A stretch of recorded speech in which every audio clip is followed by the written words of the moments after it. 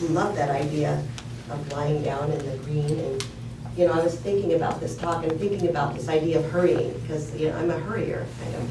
So it really kind of hit me, and I've been thinking that I feel like I'm shifting a lot. I feel like there's some changes going on in the way that I feel about, I think it's old. I think I'm getting older, okay? And I think now think about your life. You know, I'm getting older, you're gonna die, right? And so you're thinking about these precious moments that are going pretty quickly. And I'm looking at my grandkids, and I'm seeing pictures of how they were babies, and now they're like little toddlers, and they're just growing. And so every moment is so precious to me that, you know, like yesterday, I was working on the talk, and I said, okay, I'm just going to shut myself in, and I'm going to work on my talk, because all week I didn't do it, and I was busy doing other things.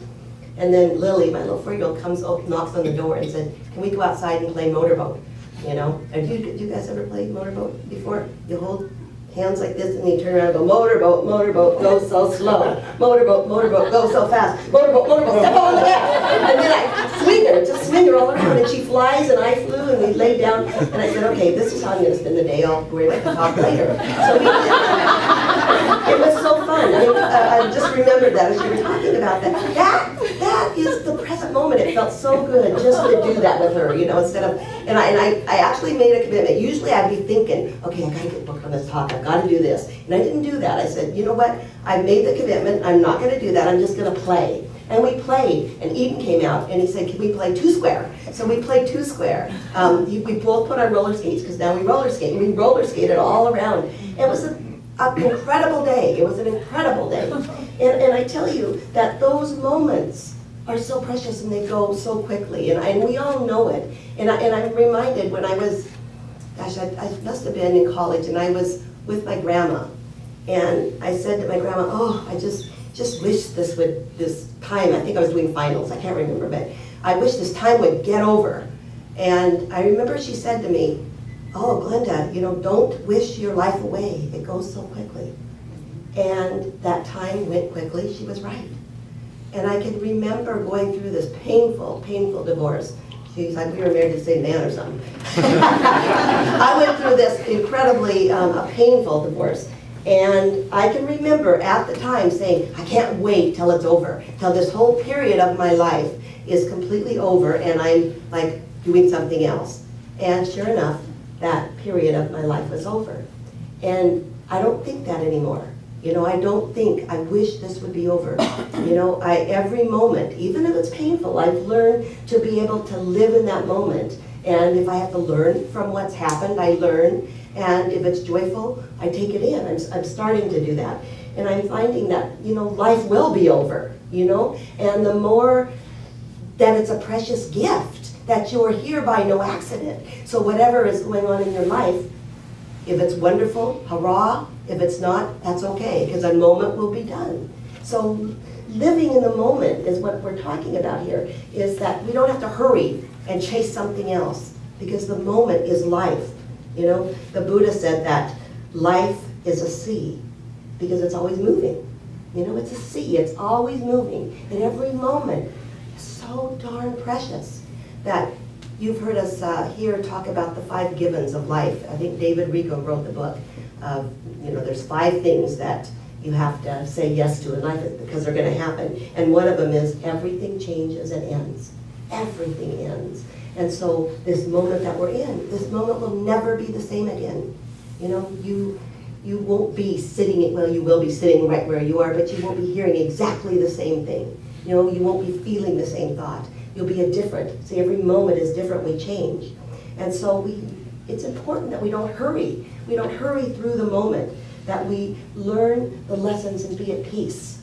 See, each of us are looking for happiness, and I totally like what you said about happiness. It's not, happiness isn't something that's just fun. It's this deep inner joy.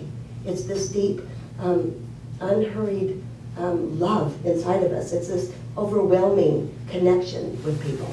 And we all have it within us, see? There's this doorway, and that's why I put this up here, because the way I like to picture it is that we have a doorway within us, and that we can step into that doorway, because it's in every one of us, and there is the peace and the calm and the happiness and the joy. And the more we go there, the more that we can come back out and take it out into the world. And it's within each and every one of us. It's like when Judy said about being happy, I was thinking, we're all happy. We just don't know it. Honestly, if you think you're not happy, you are. It's just that you don't know it. It's covered up by your thoughts and by what's in your head right now. You are happy. Remember that. Remember that you're happy. See, and we already know that when we're agitated, like Judy was talking about, and we're angry, that's contagious. But so is peace. So is joy. And when we're feeling it, everybody feels it. Everyone feels the joy. And so our job, and what I invite all of us to do, is to live so deeply, which means that we don't just collect experiences. I like that term because I want to do everything. I told Judy, I've got a bucket list now, a bucket list of the stuff I want to do in my life. One's to whitewater raft. I'm going to do that in July, actually. Go whitewater rafting, because that's one of the things I wanted to do. And the other one was go to Europe, and so we're going to be going to England. And so when we found out we were going to England, I said to Judy, okay, here's what we're going to do. We're going to go to Scotland and Ireland and Italy. Paris. Oh, Paris. We were going to go to Paris. We were all this. And then I got to thinking, she's pretty calm about, well, whatever, we'll do it, And I'm going, no, we got to do it all. I'll never be there again. This is on my bucket list. And the truth is, after contemplation, I said, Judy, maybe I was kind of hurrying. Maybe what we want to do, is focus and live really deeply and experience London and experience Rome. And so she said, yeah, that's a good idea. Let's do that. So what we're going to do is really live deeply, experience the culture, and not just jump from here to here and here and be traveling like we are with Bail, right? I wanted adventure in my life, so I got a Bail job. Wow. Watch out what you wish for. Watch out what you wish for, because it happens.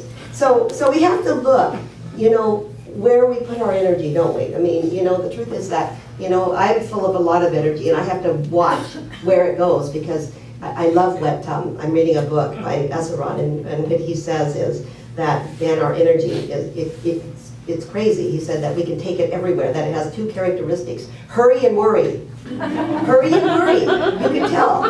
If you have too much energy, sometimes it's hurry and worry, unless you are focused, unless you're focused on your energy, And sometimes, like Judy said, we put our energy into chasing all of this happiness.